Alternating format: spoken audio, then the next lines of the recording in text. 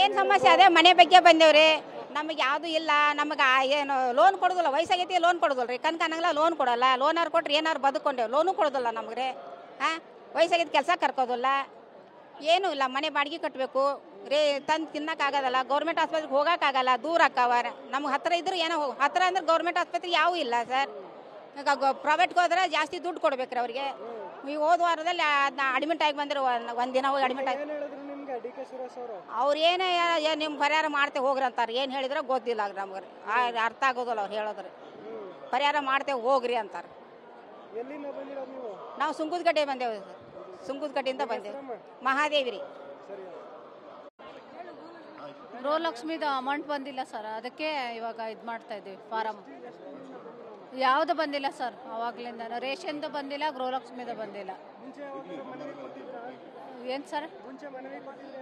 ಇಲ್ಲ ಸರ್, ಮುಂಚೆ ಹಾಕಿದ ಅರ್ಜಿ ಹಾಕಿದ, ಅದಾದಮೇಲೆ ಬಂದಿರಲಿಲ್ಲ ಸರ್. ಸಿಗುತ್ತೆ ಅಂದ್ಕೊಂಡಿದ್ದೀವಿ ಸರ್. ಜ್ಯೋತಿ. ನೀವು ಪೋಷಕರಾಗಲು ಕಾಯುತ್ತಿದ್ದೀರಾ? ಚಿಂತಿಸದಿರಿ. ಓಯಾಸಿಸ್ ಫರ್ಟಿಲಿಟಿ 90,000 ದಂಪತಿಗಳ ಜೀವನದಲ್ಲಿ ಸಂತೋಷವನ್ನು ತಂದಿದೆ. 7825893601ಗೆ ಕರೆ ಮಾಡಿ. ಅತ್ಯದ್ಭುತ ರಿಯಾಯಿತಿ ಪಡೆಯಿರಿ ಹಾಗೂ ಎಲ್ಲರಿಗೂ ಗುಡ್ ನ್ಯೂಸ್ ಕೊಡಿ. ನಮ್ದು ನಮ್ಮ ಮಗಳಿಗೆ ಕೆಲಸ ಬೇಕು, ಅದಕ್ಕೆ ಅಪ್ಲಿಕೇಶನ್ ಹಾಕಿ ಸುಂಕದಕಟ್ಟೆಗೆ ಬೇಡ.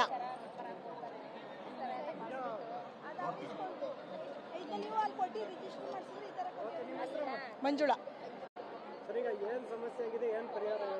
ಸರ್, ನಾನು BHL layout Pattanagere second stage ನಿವಾಸಿ.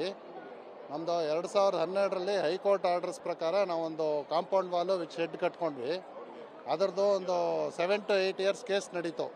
ಈಗ 24ನೇ ವರ್ಷದಲ್ಲಿ ಜನವರಿನಲ್ಲಿ ಹೈಕೋರ್ಟು ನಮ್ಮ ಪರವಾಗಿ ಆರ್ಡರ್ಸ್ ಇಶ್ಯೂ ಮಾಡಿದ್ದಾರೆ. ಪ್ಲ್ಯಾನ್ನ ಅಪ್ರೂವ್ ಮಾಡಬೇಕಿರೋ ಎಕ್ಸಿಸ್ಟಿಂಗ್ ಸ್ಟ್ರಕ್ಚರಲ್ಲಿ ಅಂತ.